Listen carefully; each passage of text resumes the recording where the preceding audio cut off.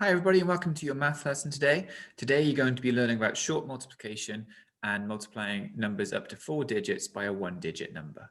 So as an example, I'm going to use 34 times 2. First thing I need to do is find my multiplier, which tends to be the smaller number. The smaller number of 34 and 2 is of course 2. So I can identify 2 as my multiplier. I need to then multiply every digit of 34 by 2. To do that, I will put 1 on top of the other, 34 on top of 2. So the smaller number, the multiplier, goes at the bottom.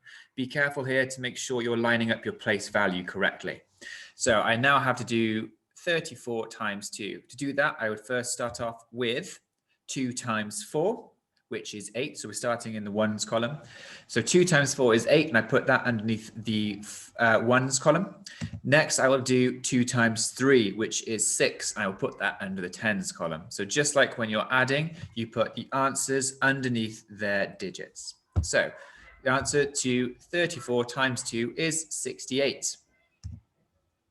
If the answer to your calculation is bigger than 10, you have to carry a digit over and then add, just like you would if you're using column addition.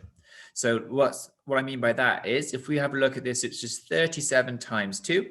I know that 2 is the smaller number, so that's going to be my multiplier. So I put that on the bottom. I will then start off going digit by digit. So 2 times 7 to start off with is 14. The problem with 14 is it is bigger than 10. So I can't have 14 in the ones column. I can only have one digit.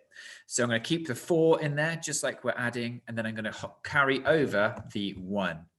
Once I've carried the 1 over, I can then solve the next calculation, which is my multiplier, 2 times the digit 3, which actually represents 30.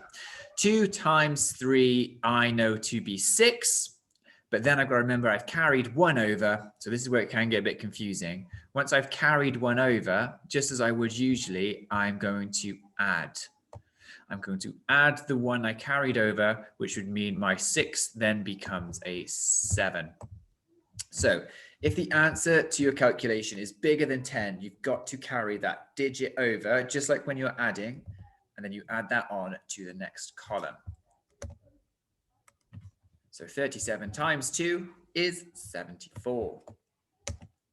So we've got a couple of challenges today. Obviously, I can see that your questions have 4-digit numbers in them, 4-digit times 1 digit. What I would recommend you do is you have the 1-digit numbers on the bottom of your columns, just like I did. You can see here I got 2 at the bottom.